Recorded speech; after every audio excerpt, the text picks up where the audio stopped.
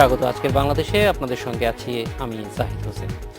আমাদের এখনকার যে ফ্যাশন সেটা কিন্তু সময়ের সঙ্গে সঙ্গে অনেক পরিবর্তন হয়ে গেছে। বাঙালির উৎসবের সঙ্গে যে প্রত্যেকটা ফ্যাশন জড়িত হয়ে পড়ছে। বছরের ১২ মাসই থাকে নানান ধরনের পার্বণ। পোশাকের রং আর নকশায় ফুটে উঠছে এই সবের বৈচিত্র্য। সামনেই স্বাধীনতা দিবসের লাল সবুজে সাজবে বাংলার মানুষ।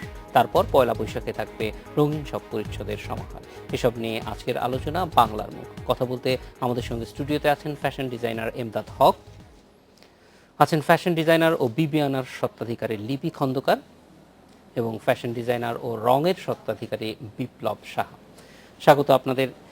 এমদাদ ভাই, আপনার কাছ থেকে প্রথমে জানতে চাই যে এই সময়টা নানান ধরনের পরিবর্তন আপনি দেখেছেন, যে বাংলাদেশ কীভাবে মানুষ নানানভাবে, বিশেষ করে উৎসবের সঙ্গে ফ্যাশনের যে একটা যোগ তৈরি হয়েছে, এটি আপনাদের সময়ই তৈরি বলা যায়। আগে হয়তো ছিল, কিন্তু এতটা মানে সামগ্রিক ছিল না। সারা দেশে এখন যেভাবে উৎসবের সঙ্গে প্রত্যেকটা উৎসবে আলাদা আলাদা হয়, সেইটা আমরা জানি যে ২৬ তারিখে এক ধরনের রঙের ব্যবহার হবে, পয়লা বৈশাখে অন্য ধরনের রঙের ব্যবহার হবে। এইগুলি নিয়ে আপনাদের প্রস্তুতি কেমন থাকে সারা বছর? আসলে আমাদের সারা বছরই এক ধরনের প্রিপারেশন নিয়ে রাখতে হয়। মানে অনেক আগে, আমি যদি ২০ বছর আগের কথা বলি, তাহলে তখন ওই ২ ঈদ ছাড়া কিন্তু আমাদের তেমন কোনো উৎসব ছিল না। কিন্তু আমি লাস্ট ২০ বছর পর থেকেই আমার মনে হয় যে এখন তো আরও বেশি, যে পয়লা বৈশাখ একটা বড় উৎসব, এবং ঈদ এবং পয়লা বৈশাখকে একই মাত্রায় রাখা যায়, যে একই রকম মানুষ শপিং করছে, কেনাকাটা করছে, ঘুরছে ফিরছে, সব কিছু করছে। এছাড়াও এখন আরও অনেকগুলো উৎসব চলে এসছে, ভ্যালেন্টাইন্স ডে, ভালোবাসা দিবস, মা দিবস, ২১শে ফেব্রুয়ারি, আমাদের ২৬শে মার্চ, ১৬ই ডিসেম্বর। প্রত্যেকটা উৎসবকে কেন্দ্র করেই এখন পোশাক অনেক নির্ভর করে, এবং কি আমরা নানা রকম ক্যালিগ্রাফি ইউজ করেও কিন্তু অনেক পোশাকে আমরা ঠিক ডিজাইনগুলো করি।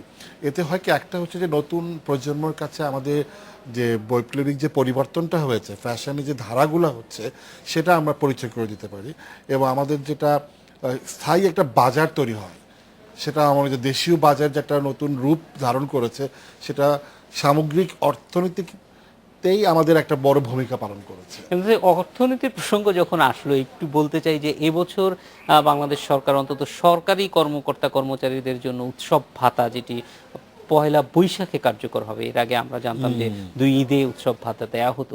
সেইটি এবছর থেকে সরকারি যারা চাকরি আছেন তারা পাবেন। সেটির কোনো প্রত্যক্ষ বা পরোক্ষ প্রভাব এখনো এই ইন্ডাস্ট্রিতে আসার সম্ভাবনা আছে? এখনো আসলে বৈশাখে শপিং শুরু হয়নি, মানে এখনো ২৬শে মার্চ নিয়ে আছে। বৈশাখে শপিংটা শুরু হবে ঠিক একদম পয়লা এপ্রিল থেকেই, বা অথবা ২৬শে মার্চের পর থেকেই মানুষ চিন্তা করবে। কিন্তু অবশ্যই এই যে মানে অতিরিক্ত ভাতাটা, এটা কিন্তু পোশাক কেনার ব্যাপারে একটা বড় ভূমিকা তো অবশ্যই লাগবে, এবং আমরা যারা বুটিক নিয়ে দেশি পোশাক নিয়ে কাজ করি, সেটা আমাদেরকে অনেক পজিটিভ অ্যাটিটিউড করবে, যে আমরা লোকালি প্রোডাক্ট নিয়ে আরও বেশি হয়তো চিন্তা ভাবনা করবো, আরও কী করে তাদের কাছে পৌঁছানো যায়।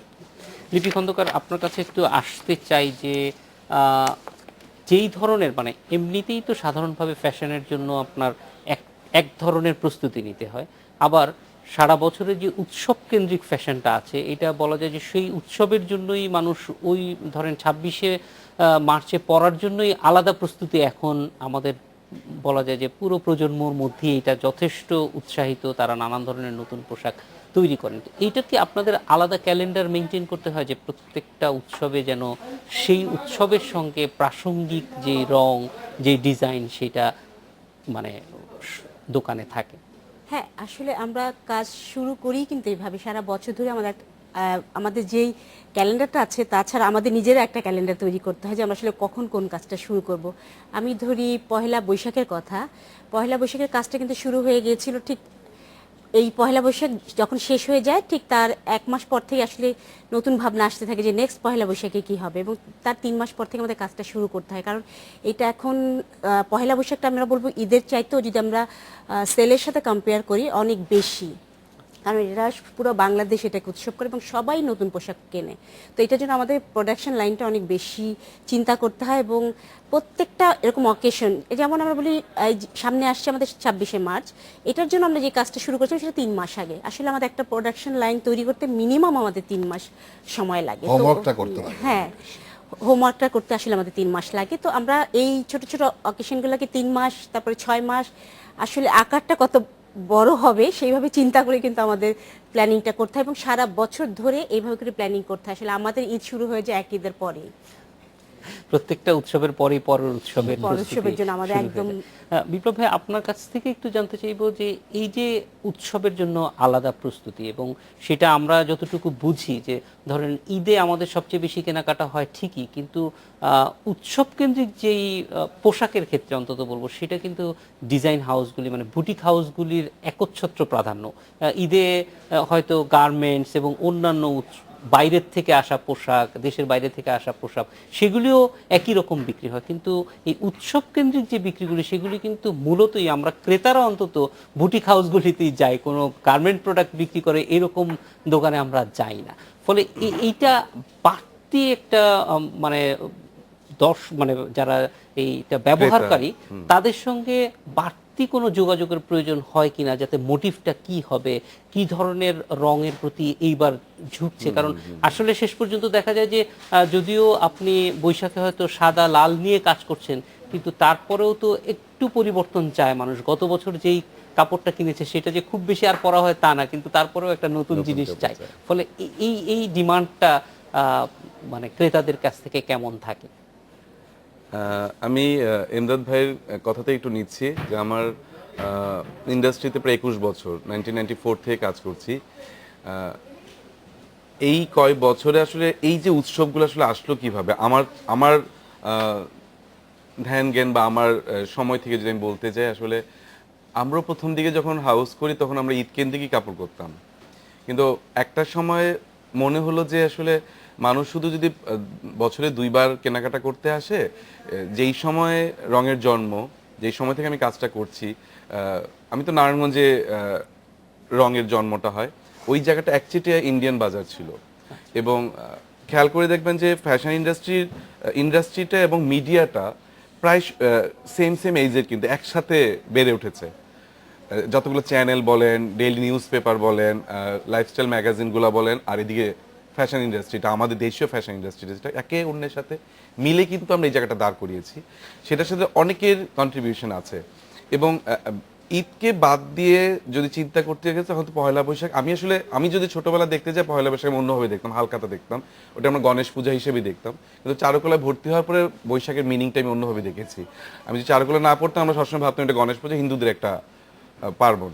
কিন্তু বৈশাখ, পহেলা বৈশাখ বাঙালির এত বড় একটা উৎসব, এই দিনটা যেমন আসলো, তার পাশাপাশি আসলে মানুষের এই দেশীয় ফ্যাশন হাউসগুলোর মধ্যে যেন আসা যাওয়াটা খুব দ্রুত হয়, ঘন ঘন আসে।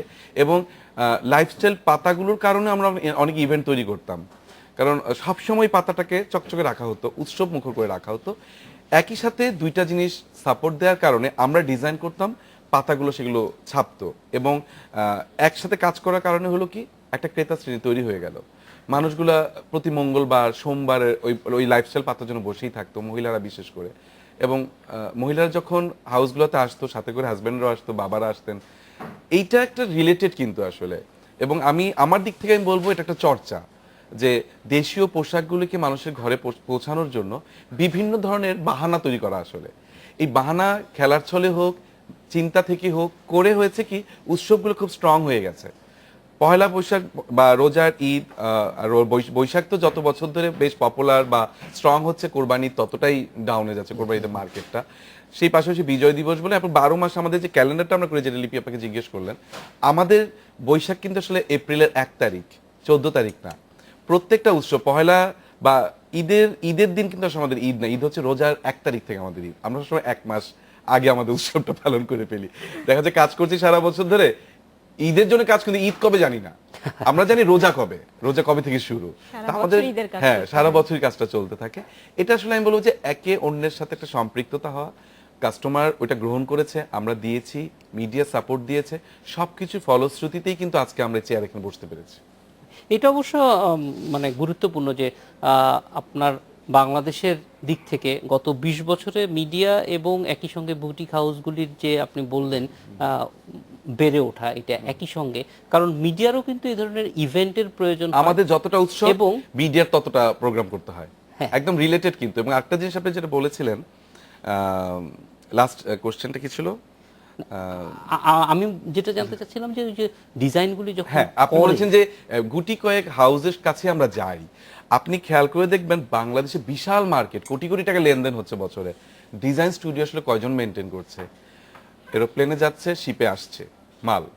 তো যেই জন্য হচ্ছে কি ক্রিয়েটিভ সাইডটা কিন্তু মানুষ বোঝে। আমরা কিছু মানুষ ভাবছি আর বাকি মানুষ কপি করছে, আর কিছু মানুষ বাইরে থেকে ইম্পোর্ট করছে।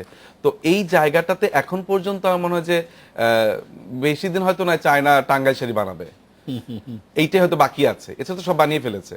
মানে কলকাতায় যে দুয়ারে ঘট প্রদীপ জ্বালায় সেটাও চায়না বানাচ্ছে।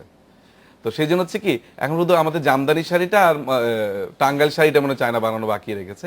তো যেহেতু আমরা এই হাউসগুলো আসলে চর্চাটা করছি, সেই জন্য সাধারণ মানুষ বা মিডিয়া বা এই সময়টা আসলে বা উৎসবগুলি আসলে তারা জানে আসলে, কারণ তাদের চোখ কান তো খোলা যে কারা আসলে সত্যিকারের কাজ করছে। তো আমরা এই চর্চাটা করছি বলেই আমাদের দিকে মানুষ ভিড়ছে এই প্রোডাক্টগুলোর জন্য। ইমদাদ ভাই, আপনার কাছে আসবো একটা বিরতির পরে, যে এই যে বুটিক হাউসগুলি যে কাজ করছে, বিশেষ করে ডিজাইনের পোর্শনটা, ডিজাইনটা অনেক বেশি চ্যালেঞ্জিং, যেটা বিপ্লব সহ বলছিলেন যে হয়তো খুব কম হাউসই আছে যারা নিজস্ব ডিজাইনে কাজ করে। নিজস্ব ডিজাইনে কাজ করা এবং ডিজাইনারদের এটাকে একটা প্রফেশন হিসেবে নেওয়ার মতো জায়গা বাংলাদেশে তৈরি হয়েছে কিনা, বা কি ধরনের এই জায়গাটা কতটুকু প্রস্তুতি আমরা পাচ্ছি? কারণ এটা কিন্তু অনেক বড় মার্কেট, যেটা এবং একই সঙ্গে নিজস্ব যেটা স্বকীয়তাটা থাকা, সেই জিনিসটা রাখতে হলে তো অবশ্যই মানে ডিজাইনারের কোনো বিকল্প নেই। নেই আসলে। সেই জায়গাটা আসলে কতটা মানে নতুন প্রজন্ম কিরকম আসছে, তাদের আসার মতো ক্ষেত্র তৈরি হয়েছে কিনা? কারণ আপনারা তো অনেকদিন যাবৎ কাজ করছেন, একটা জায়গায় নিয়ে গেছেন, কিন্তু এটাকে এগিয়ে নিয়ে যাওয়ার জন্য তো আরও ওয়ার্কফোর্স প্রয়োজন হবে। সেইটার পরিস্থিতিটা কেমন সেটা কিন্তু আমরা বাইরে থেকে খুব বুঝতে পারি না আর কি। আমরা একটা বিরতির পরে আপনার কাছে আসবো এই বিষয়টি জানার জন্য। আজকের বাংলাদেশে নিচ্ছে একটা বিরতি।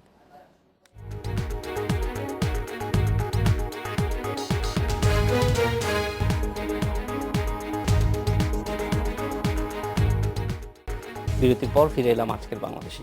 ইমদাদ ভাই, যেটি জানতে চাচ্ছিলাম যে নতুন প্রজন্মে যারা এই বিশেষ করে ডিজাইন সেক্টরে আসছে, তাদের কীরকম, তাদেরকে তৈরি করার ইনফ্রাস্ট্রাকচারটাই বা আমাদের কীরকম, এবং তারা কেমন করছে কাজ? মানে এই ক্ষেত্রে একটু আমাদের আগে থেকে বলতে হয়, মানে আমরা যারা ফ্যাশন ডিজাইনার প্রফেশনে কাজ করতে এসেছি তারা কিন্তু কেউ ফ্যাশন ডিজাইনার ব্যাকগ্রাউন্ড থেকে আমরা আসিনি। আমি নর্মালি মার্কেটিংয়ে পড়াশোনা করে এসেছি বিপ্লব আর্ট কলেজ ও আর্ট কলেজ থেকে। সাধারণত ওই মানে বিষয়টাই চর্চাটা হয়েছে, আর্ট কলেজ থেকে পড়ে এসছে, তারপর ফ্যাশন ডিজাইনিংয়ে কাজ করেছে। এবং এক্ষেত্রে আড়ংয়ের ভূমিকা অনেক বেশি, যে প্রত্যেকই কোথাও না কোথাও আড়ংয়ের সাথে সম্পৃক্ত। কিন্তু সম্প্রতি যেহেতু ফ্যাশন ইন্ডাস্ট্রি গ্রোয়িং আপ, সেই কারণে ফ্যাশন স্কুলগুলোও কিন্তু অনেক গড়ে উঠেছে। নানা রকম ফ্যাশন স্কুল বাংলাদেশে আছে, এখন অনেক ফ্যাশন স্কুলে আছে। কিন্তু সেখানে আমরা আসলে যে ধরনের ফ্যাশন নিয়ে আমরা কাজ করি, যে ডিজাইন, যেরকম মোটিভ, যেরকম লোকজ বিষয় নিয়ে কাজ করি, সেখানে ফ্যাশন স্কুলের ছেলেগুলোদের আসলে সেই বিষয়ে আগ্রহটা কম। মানে ইন্ডাস্ট্রির সঙ্গে স্কুলের ইন্ডাস্ট্রির আসলে সাথে কোনো কোনো সংযোগ সম্পর্ক নাই। নেই। যেমন আমি যদি এখন বিপ্লব একটা শার্ট পরেছে, একটা মোটিভ আছে, এই মোটিভটা কি, কিভাবে হয়েছে, সেটা কিন্তু আমরা দেখেই বলতে পারি যে ওখান থেকে নিয়েছে। কিন্তু এই মোটিভের বিষয়ে যে চর্চা করাটা এবং একটা কোর বিষয় থেকে, যেমন পিঠা থেকে আমি ফর্মটাকে বের করে কি করে প্রিন্টিং করব, কিভাবে এমব্রয়ডারি করব, অনেকগুলো বিষয় আছে, ফর্ম আছে, ধারাবাহিকতা। কিন্তু সেই বিষয়গুলো কিন্তু আসলে ফ্যাশন স্কুলের ছেলেমেয়েগুলো শেখার কোনো আগ্রহ নাই। এবং আমি ওদেরকে দেশ দেব না। আমি মনে করি যে শেখাচ্ছেও না। ইনস্টিটিউটগুলো তাদেরকে ফ্যাশন ইন্ডাস্ট্রি সম্পর্কে যে সম্যক ধারণা দরকার, পুরো কোর ফিল্ড লেভেলে যে কাজ করা যাবে। এবার ওরা ফ্যাশন স্কুলের ছেলে পাশ করে চলে গেছে 4 বছর পর, ওরা জানেই না পিটলুম কি বা হ্যান্ডলুম কি, হ্যান্ডলুমে কীভাবে কাপড় বোনায়, তাঁত কি, মানে দেখেই না, হয়তো জামদানি কখনো উইভিংই দেখে নাই, কিন্তু ওরা পাশ করে গেছে। এটা দুর্ভাগ্যজনক আমাদের জন্য, যে আগামী প্রজন্ম ফ্যাশন ইন্ডাস্ট্রি সম্পর্কে যতটুকু ধারণা দরকার ছিল, সেই ফ্যাকাল্টির কারণে হোক, ইউনিভার্সিটির কারণে হোক, তারা হয়তো অনেক অর্থ বানাচ্ছে, অনেক পয়সা নিচ্ছে, কিন্তু কোর ফ্যাশন স্কুলের ছেলেমেয়েরা তৈরি হচ্ছে না। এবং গার্মেন্টসের জন্য তারা বলছে যে আমি মার্চেন্ডাইজিং করব, অনেক কিছু করব, কিন্তু তাদের প্রথমে যে একটা ফিল্ড লেভেল থেকে চর্চা করে কাজ করতে হয়, আমরা কিন্তু তাই করেছি, ফিল্ড লেভেল থেকে কাজ করে এসেছি, সেই বিষয়টাই ওদের আগ্রহ চলে গেছে। না, আমি জানি না, আমার ধারণা নাই, কিন্তু যদি ডিজাইনার মনে করে যে সে মার্কেন্টাইজিং করবে, তাহলে অবশ্যই এখানে একটা গলদ জানতে আছে। হবে, তাকে কারণ জানতে আসলে হবে। একদম ভিন্ন একটা জিনিস। কারণ সত্যিকার অর্থে মানে মার্কেন্টাইজার যারা, তারা আসলে অন্য কাজ করে, তারা ডিজাইনটাকে মার্চেন্ডাইজিংকে তাকে ডিজাইন সম্পর্কে না জানলে সে কি করে বায়ারের সাথে প্রোডাক্ট ডিল করবে। এখন আমি রিসেন্টলি আমি গার্মেন্টসে অনেকগুলোর সাথে কাজ করছি, সেখানে কিন্তু এখন বাংলাদেশি ডিজাইনারদেরকে ওরা নতুন করে চাচ্ছে যে তোমরা নতুন টি শার্টে ফোক মোটিভ দিয়ে কাজ করো, তোমরা নতুন করে প্যাটার্ন তৈরি করো, সেগুলো আমাদের কাছে দাও। মানে শুধুমাত্র দেশি বুটিকগুলো কিন্তু ডিজাইনার আর্ন করছে তা না, বরং অনেক বড় বড় বাইং হাউসগুলো, যেমন আমি ভায়োলেটেক্সে কাজ করছি, সব দেশি ডিজাইনাররা কাজ করছে।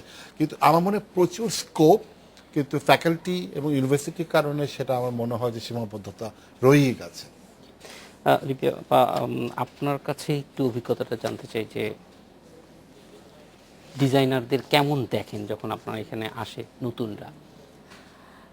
নতুন প্রজন্ম অলরেডি ইমদাদ ভাই বলে দিয়েছে, আমরা আসলে খুবই হতাশ, কারণ আমাদের সবসময় আমরা যেভাবে কাজ করছি সেটা তো আসলে টিম ওয়ার্ক, এটা আসলে একা করা সম্ভব না। আমরা চাই যে আমাদের সাথে আরও ডিজাইনার ইনভলভ হোক, তারপরে আরও অনেকগুলো প্রসেস আছে যেখানে লোক দরকার।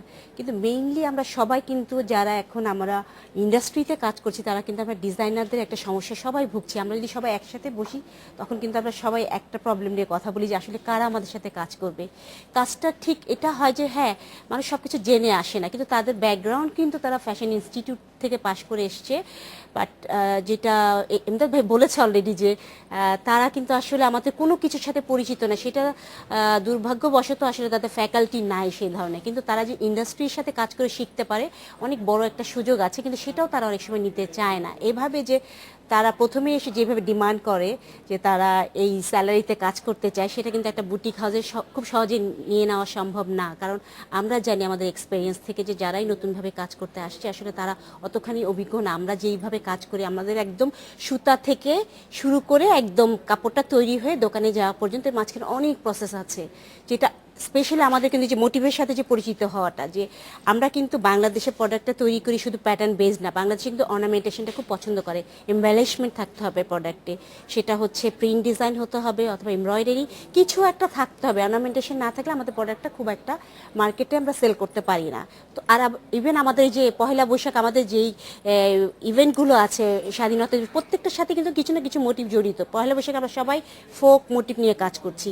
তো এই জিনিসগুলো যে রিলেট করতে হয় প্রোডাক্টের একটা বিরাট বড় একটা অনুষঙ্গ, এই বিষয়টা কিন্তু তাদেরকে বোঝাতে আমাদের খুব কষ্ট হয় এবং তারা ইচ্ছা করলেই শিখতে পারে। আমি ফাইন আর্টস ব্যাকগ্রাউন্ডের, আমি যখন প্রথম আমার শুরু হয়েছিল আড়ংয়ে, যখন ঢুকেছিলাম তখন কিন্তু আমি ডিজাইন কিভাবে তৈরি করতে তা জানি না। আমার কালার সম্বন্ধে আইডিয়া ছিল, আমার পার্সপেক্টিভ আমি জানি কিভাবে একটা কম্পোজিশন করতে হয় সেটা জানি, বাট ডিজাইনটা কীভাবে সাজাতে হয় সেটা জানতাম না। কিন্তু সেটা তো শিখেছে একটা ইন্ডাস্ট্রিতে কাজ করে, একটা একদম জিরো থেকে সরার মতো করে শিখিয়েছে যে কিভাবে করে রিপিট ডিজাইন মিলাতে হয়, কিভাবে মোটিভটাকে সাজাতে হয়, কিভাবে চিন্তা করতে হয়, কিভাবে পড়াশোনা করতে হয়। আসলে এটা বিষয় নিয়ে একটা বিষয় নিয়ে কাজ করলে সেটা হিস্ট্রি জানতে হয়।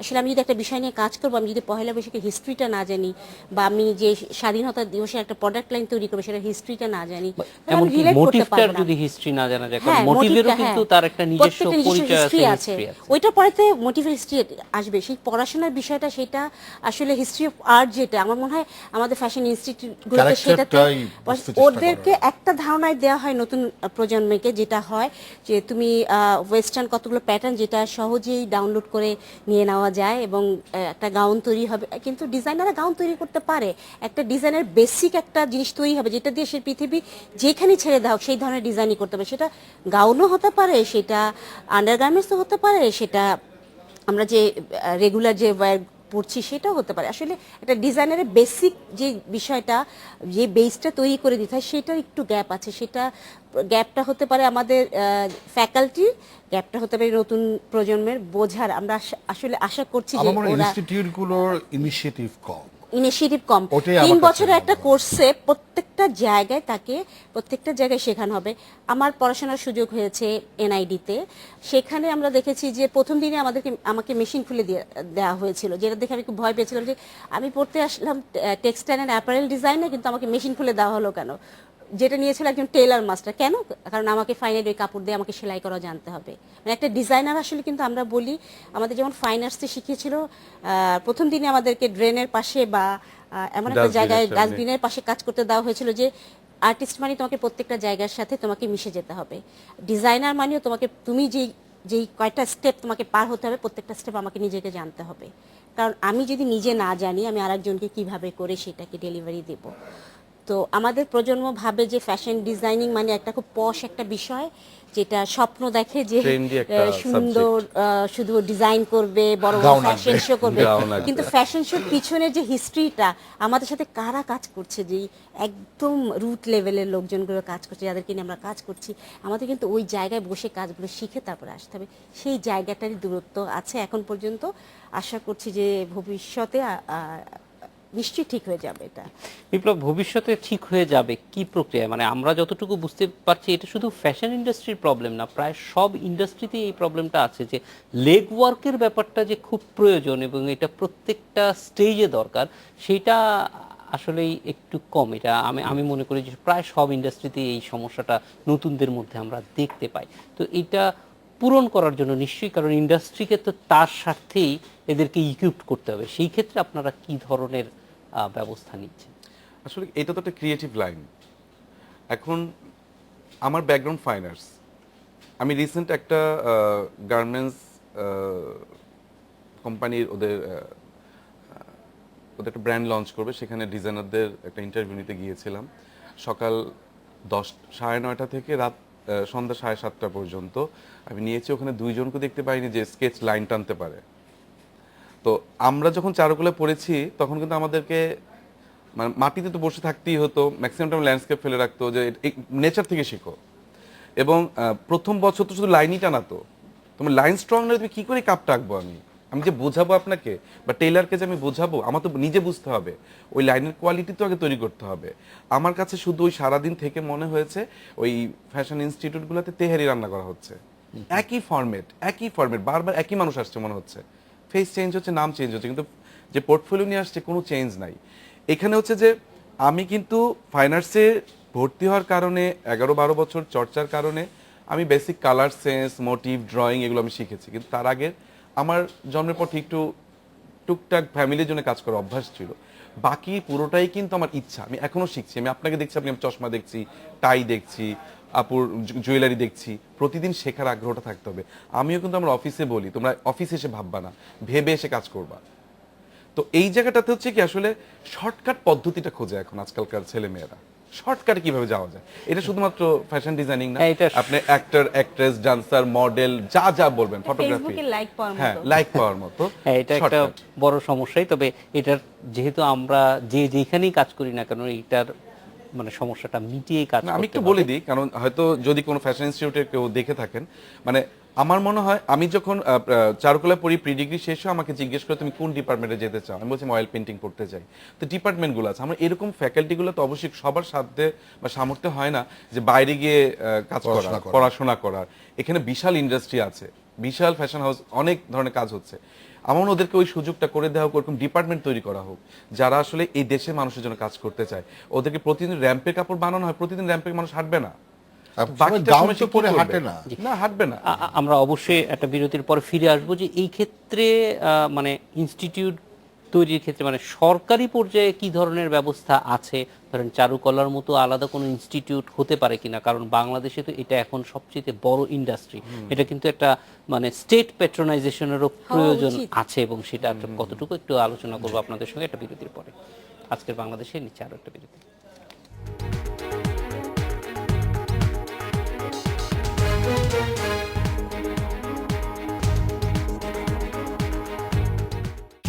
স্বাগত আরেকবার, দেখছেন আজকের বাংলাদেশ। এমদাদ ভাই, সরকারি পর্যায়ে আসলে ফ্যাশন ডিজাইনিং একটু আপনার কাছ থেকে জানতে চাই যে এই ইন্ডাস্ট্রি এখন এত বড়, সেক্ষেত্রে মানে এটা একটা খুব প্রয়োজন কিনা?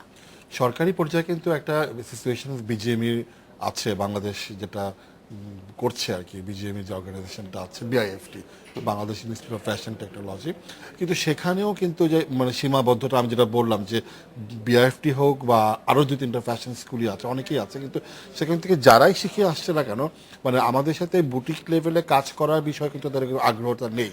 আর এমনিতে আমার মনে হয় যে আর্ট কলেজের পাশে ফ্যাশন ডিজাইনিং কোর্স চালু করা উচিত। টেক্সটাইল কলেজে একবার শুনেছিলাম যে ফ্যাশন ডিজাইনিং কোর্স চালু করা হচ্ছে এবং ওখানে ফ্যাশন ডিজাইনিং আছেও। তো আমরা রিসেন্টলি একটা ওয়ার্কশপ করেছিলাম, আমরা রিসেন্টলি ফ্যাশন ডেভেলপমেন্টের জন্য fashion design council of Bangladesh করেছি। আমি ভাইস প্রেসিডেন্ট আর মাহিন খান অর্চনাতে প্রেসিডেন্ট। সেখানে আমি একটা ওয়ার্কশপ করেছিলাম, সেখানে আমাদের টেক্সটাইল কলেজ থেকে এসেছিলেন।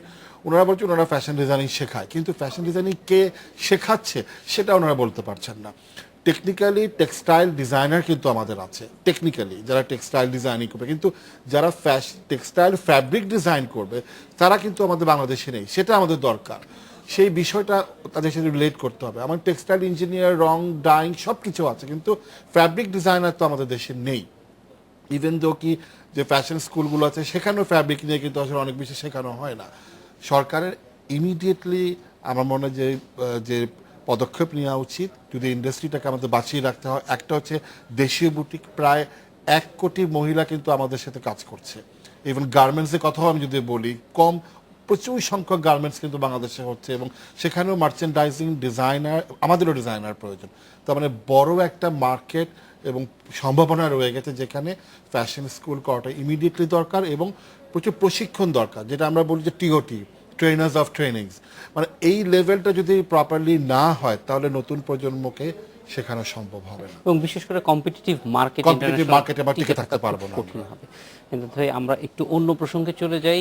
লিপি আপা, যে এই বছর আপনাদের ফ্যাশন, বিশেষ করে 26শে মার্চ এবং 1লা বৈশাখ উপলক্ষে কি ধরনের পোশাক আসছে এবং সেখানে মূল মোটিভগুলি কি ব্যবহার করছে?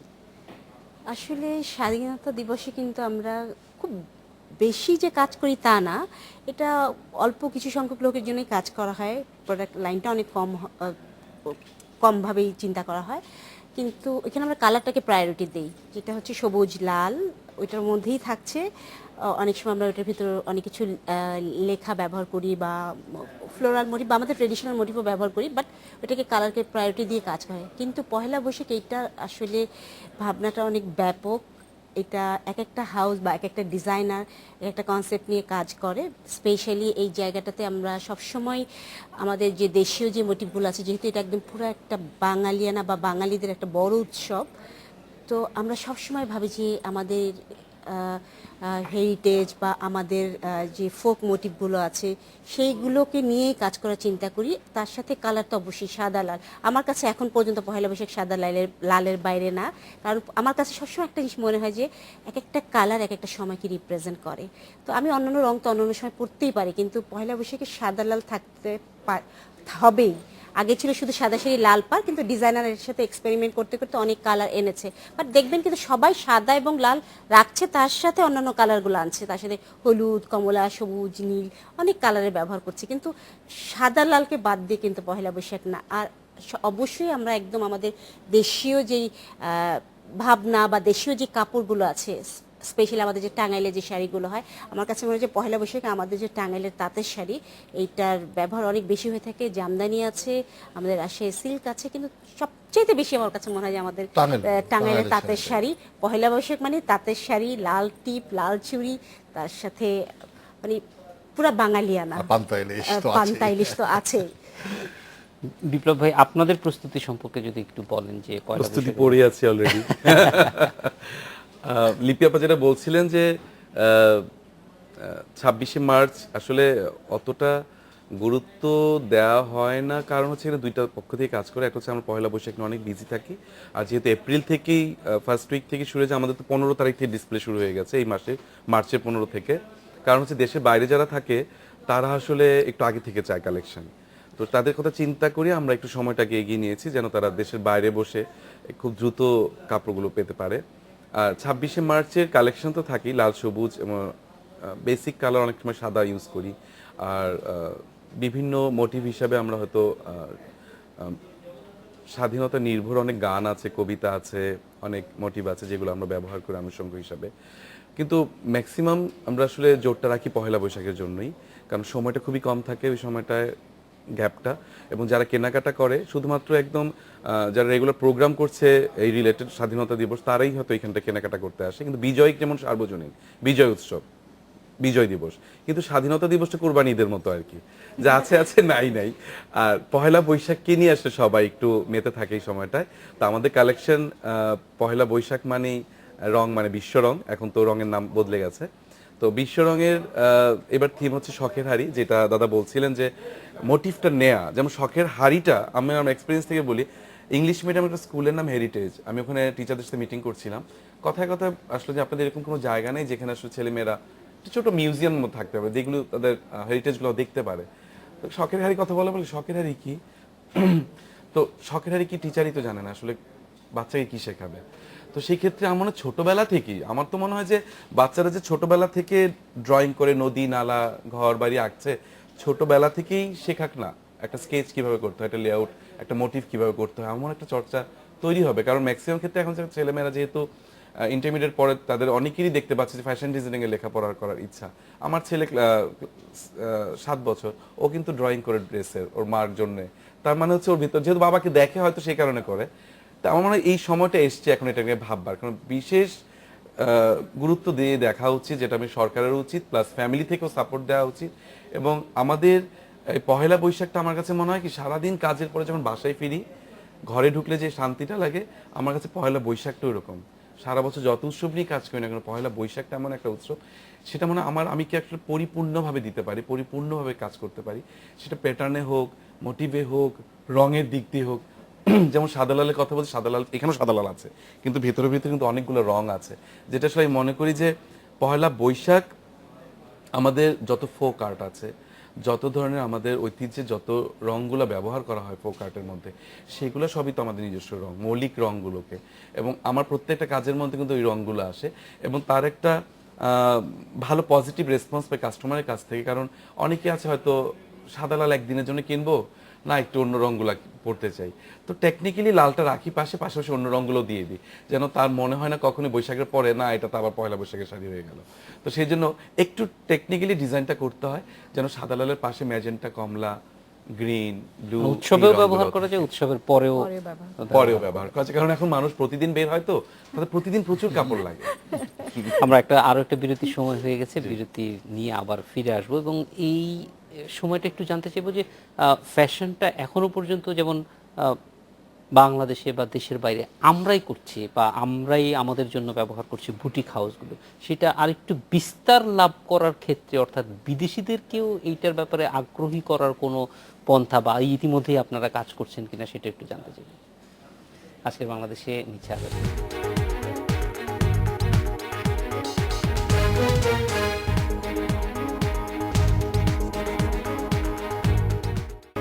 স্বাগত আরেকবার, ফিরে এলাম আজকের বাংলাদেশে।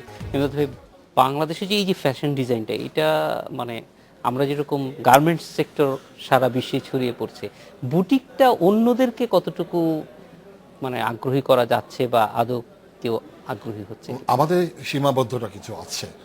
এক হচ্ছে ফ্যাব্রিকে, যেটা আমাদের ফ্যাব্রিকটা তো লোকালি মার্কেটের জন্য ফ্যাব্রিকটা ঠিক আছে, ওয়াশেবল, কালার ফাস্টনেস সব কিছু, কিন্তু যখনই আমি এটা বাইরের মার্কেটের জন্য চিন্তা করবো, আমি যদি বিদেশি মার্কেটে, তখনই কিন্তু এটা ওয়াশিং প্রবলেমটা চলে আসে সবার আগে, শ্রিঙ্কেজ চলে আসবে। ওখানে আমাদের হয়তো নর্মালি 5% 7%, সেখানে হয়তো মেশিন ওয়াশ করলে 7% হয়ে গেল, রং উঠে গেল। সেই বিষয়গুলো আমাদের সীমাবদ্ধতা আছে। এবং মেটেরিয়ালের দিক থেকে আমাদের অনেক ভ্যারাইটিস অফ ডিজাইনের মেটেরিয়াল কিন্তু নেই, মানে যে কারণে সুতা হয়তো এক ধরনের চলছে, স্ল্যাব বা ভয়েল বা যেমন খাদিও আমাদের নেই, খাদিও শেষ হয়ে যাচ্ছিল। আমরা নানা রকমভাবে খাদিকে আবার চেষ্টা করছি এটাকে রিভাইভ করা যায় কিনা, কিন্তু এই সীমাবদ্ধতা থাকা সত্ত্বেও যে ডিজাইনের উপর নির্ভর করে যে পোশাক তৈরি করা হয়, সেটা বাইরে স্পেশালি ওকেশনগুলোতে বাংলাদেশিরাই কিনছে, প্রবাসীরাই কিনছে, সেটা হয়তো অনলাইনে কিনছে, এখন অনেক রকমভাবে কেনাকাটা হচ্ছে। কিন্তু একেবারে বিদেশের মার্কেটে আমরা একটা বড় আকার নিয়ে ধারণ করব, সেটা আমার মনে হয় না বুটিক লেভেলে এখনও আমাদের একটা ইনফ্রাস্ট্রাকচারটা তৈরি হয়েছে। এই ইনফ্রাস্ট্রাকচারটার প্রয়োজন আছে কিনা, মানে আপনারা কি মনে করেন যে আপনাদের মার্কেটটা আসলে বিদেশিদের জন্য ওপেন হওয়া দরকার বা ওপেন করা প্রয়োজন? এটা তো আসলে আমরা সবাই চাই যে আমাদের আমরা যারা পোশাক ডিজাইন করছি বা পোশাক তৈরি করছি, এটা সারা দেশে এবং বিদেশে ছড়িয়ে পড়ুক, কিন্তু আমরা আসলে কিভাবে ভাবছি এখন যে আমাদের দেশেই আমরা আসলে সেভাবে সমৃদ্ধ হতে পারছি না, তারপরে তো বিদেশের কথা ভাববো। আমাদের দেশে এখন যে অবস্থার ভিতরে আছে, যেটা আমরা এখনো এই বিষয়টা নিয়ে কেউ কথা বলিনি, সবার ভিতরে এই পেইনটা আছে যে বিদেশের যে কাপড়ে যে আগ্রাসন, সেটা থেকে বাঁচার জন্য আসলে আমরা দেশের মার্কেটটাকে কিভাবে বাঁচাবো সেই চিন্তা নিয়েই সবাই কাজ করা একরকম বন্ধ হয়ে গেছে। সেদিন একটা সেমিনারে গিয়েছিলাম, বলছিল যে আসলে কি বিদেশি কাপড়ের আগ্রাসনে আপনাদের কাপড় বিক্রি হচ্ছে না, নাকি ডিজাইন খারাপ? আসলে ডিজাইন কি আসলে সবাই কি খুব খারাপ ডিজাইন করে আমাদের দেশের ডিজাইনাররা? আমরা তো বলবো অনেক দূর এগিয়ে গিয়েছিল। 3 বছর আগে কি ছিল, আমরা বলবো যে 5 বছর আগ থেকে যদি ধরি, আমরা বলবো যে আমাদের দেশীয় কাপড়ের একটা স্বর্ণযুগ গেছে, যে সবাই দেশি কাপড় পরবে, বাংলাদেশের জামদানি পরবে, এটা একটা খুব প্রাউডলি বলতো যে আমি এটা পরবো। কিন্তু সেই জায়গাটা আবার হঠাৎ করে গত 3 বছর, 2 থেকে 3 বছর যাবত আমরা দেখছি এটা প্রায় বন্ধ হয়ে গেছে। কেন বন্ধ হয়ে গেছে? সেটা হচ্ছে বাইরের যে মার্কেটটা, সেটা আসলে সেই যে পেইনটা নিতে পারছে না। আসলে কাজের তো একটা আনন্দ থাকবে যে আমার ক্রেতাদের নিয়ে, যে আমি কাপড়টা যখন তৈরি করি তখন আমার গোল কি, যে আমার এটা সেল করা। কিন্তু সেই জায়গাটা যখন বন্ধ হয়ে যেতে, তখন কিন্তু আমরা কিন্তু হতাশ হয়ে যাচ্ছি। সেই জায়গায় কাজটা একটু হলেও আমাদের ইফেক্ট করে, ডিজাইনিংয়ে কিন্তু এটা ইফেক্ট করেই, যে আমি আসলে যে ডিজাইনটা তৈরি করছি এটা আসলে কার জন্য তৈরি করছি, এটা তো আমি মার্কেট করতে পারছি না। আমাদের দেশে আমরা কিন্তু আগে দেশকে নিয়ে ভাবি, তারপর আমরা বিদেশ নিয়ে ভাববো। আমরা চাই যে আমাদের প্রোডাক্টটা বিদেশে যাক, এবং ইন্টারন্যাশনাল ট্রেড ফেয়ারও গেছি, এবং যতটুকুন দেখেছি যে আমাদের দেশের স্পেশালি যে আমাদের দেশের যে কটনটা এবং আমাদের যে হ্যান্ড এমব্রয়ডারি, স্পেশালি কাঁথা স্টিচটা ওরা ভীষণভাবে পছন্দ করে, এবং বিদেশিরা খুব ভালোভাবে এটা কেনাকাটা করে। যে আমরা ফতুয়াগুলো তৈরি করছি, এগুলো কিন্তু খুব খুব পছন্দ করে কেনে একদম। মানে কিন্তু এটার মধ্যে তো totally আসলে handmade আমাদের বিষয়টা। সংস্কৃতিটাও তো কিছুটা বিস্তার করা সম্ভব কিন্তু হবে। আমাদের সেই- দেশকে আগে সমৃদ্ধ করতে হবে। আর বিপ্লব ভাই, তাহলে এই ক্ষেত্রে একটু আপনার কাছে আসতে চাই যে আপনি প্রথমে যে কথাটি বলছিলেন যে মিডিয়ার একটা প্রভাব আছে, ভূমিকা আছে বেড়ে ওঠার ক্ষেত্রে। এখন লিপি আপা যেটি বলছেন যে সেক্ষেত্রেও কিন্তু মিডিয়ার একটা ভূমিকা রাখার আছে, যে মানুষকে কিভাবে শুধুমাত্র কিন্তু কম্পিটিশন মানে কম দামে পাওয়া গেল এরকম না। আমরা যেটা করতে পারি যে এটার মধ্যে একটা জাতীয়তা বোধ তৈরি করা, একটা সোশ্যাল রেসিস্টেন্স তৈরি করা, সেক্ষেত্রে কিন্তু কাজ করার আছে। সবসময় যে মার্কেট আপনার দাম দিয়েই না, ফিক্স হবে সেটা তা হবে না। না। অনেক সময় যে আমি আমি আমার প্রাইডের জন্য আমি এটা বেশি টাকা দিয়ে কিনবো, যে হ্যাঁ এটা আমার বাংলাদেশের তৈরি, আমার এটা ব্যাপার আছে, সেই জায়গাগুলিতে আসলে খুব কাজ হচ্ছে কিনা। আসলে কি মানে খুব কম মানুষ আছে যারা ক্রিয়েট করে, ম্যাক্সিমাম মানুষ কপি করে। ঠিক কাস্টমার গ্রুপটা কিন্তু এরকম, খুব কম মানুষ আছে নিজে চিন্তা করে সাজতে পারে, ম্যাক্সিমাম হচ্ছে কপি করে। কপি কোত্থেকে করছে? মিডিয়া থেকে। কিন্তু এই মিডিয়া আমাকে উঠাচ্ছে, মিডিয়া কিন্তু আমাকে নামাচ্ছে। লাস্ট ইয়ার ঈদের সময় অনেক মিডিয়া চ্যানেল আমার উপর বিরক্ত হয়েছে, হয়তো কারণ আমি আসি নাই। কারণ আমাকে যখন বলেছে ঈদের 3-4 দিন আগে এরকম টকশো করতে এসে, আমি এখন যা হওয়ার হয়ে গেছে, এখন সাথে লাভ নেই। আমি অল টাইমই চ্যানেলগুলোকে বলি আপনি রোজার 2 মাস আগে থেকে এটা শুরু করেন, অ্যাটলিস্ট গেটগুলো কিছু লক হোক। সব হুড়মুড়কে ঢুকে যাচ্ছে, তারপর বিভিন্ন নাম দিয়ে কাপড়গুলোকে বিক্রি করা হচ্ছে। সেটা কেন বিক্রি হচ্ছে সেটা জিজ্ঞেস করার জন্য শেষ দৃশ্যে পুলিশ আসে না, আমাকে নিয়ে যায় এগুলো ইন্টারভিউ দেওয়ার জন্য। তো এটাতে কোনো যুক্তি নাই। আমার কথা হচ্ছে যে আমরা আসলে কি দেখছি। আমি কালকে আমার ফটোশুট ছিল এক সেলিব্রিটিকে, আমি যে বললাম যে 5-7 বছর আগেও চ্যানেলগুলো খুললে আমার অনেক কাপড় দেখা যেত যেগুলো নাটকে পড়তো, কালারফুল লাগতো। আদৌ কি এখন কোনো নাটকে কোন ড্রেস আমরা দেখি? নাটকই তো দেখি না, ড্রেস দেখবো দূরের কথা। এমন কোনো পোশাক কি তারা পরে? সবে হচ্ছে নিজেকে নিয়ে আসো চিন্তা করি আমরা এখন, আমাকে ভালো লাগছে কিনা। আমাকে কিছু ল্যাঙ্গুয়েজ বলতে হয়, যাই হোক ওটা না, আমি বললাম যে আমি আমার আত্মকেন্দ্রিক হয়ে যাচ্ছি।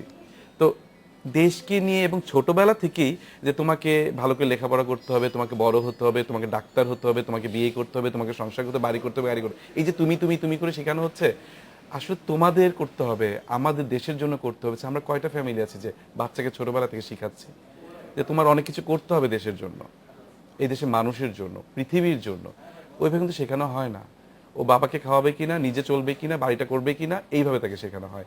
তো সেই জায়গাটা থেকে আমি বলবো যে আমরা যে কাজগুলো করছি টোটালি কিন্তু আমাদের নিজস্ব চিন্তা থেকে করছি। আমাকে 21 বছর আগে আমার বাবা কখনই বলেনি, পরে আমি লুকিয়ে রঙের জন্ম দিয়েছিলাম। অনেকদিন পরে জানতে পেরেছে রঙের নামে একটা হাউস জন্ম হয়েছে।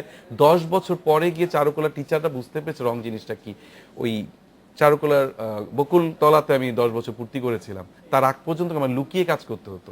আমার জীবনে কাপড়ের ঝোলাটা আমি চারুকলা ঢুকতে পারতাম না, আমাকে রাখতে হতো মোল্লার ক্যান্টিনে, কারণ ওটাকে একটা নমশূদ্র হিসেবে ধরা হতো। এখন যে বলা হচ্ছে চারুকলাতে ফ্যাশন ডিজাইন একটা ইনস্টিটিউট করতে, আমার মনে হয় চারুকলাতে বকুলতলাতে ফ্যাশন শো করতে দিবে, কোনো শিল্পকলা একাডেমিতে ঢুকতে দিবে না, আমি এরকমও শুনেছি।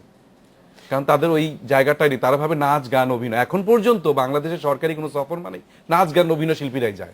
ফ্যাশনটাকে আসলে ধরেই না, এখনো পর্যন্ত নাচ আসেনি। গান হবে, যদিও- তার সাথে ফ্যাশন শো একটা দিয়ে দিল, clippings। যদিও সবচেয়ে বড় শিল্প আমাদের দেশে Fashion সব দিক industry। থেকেই।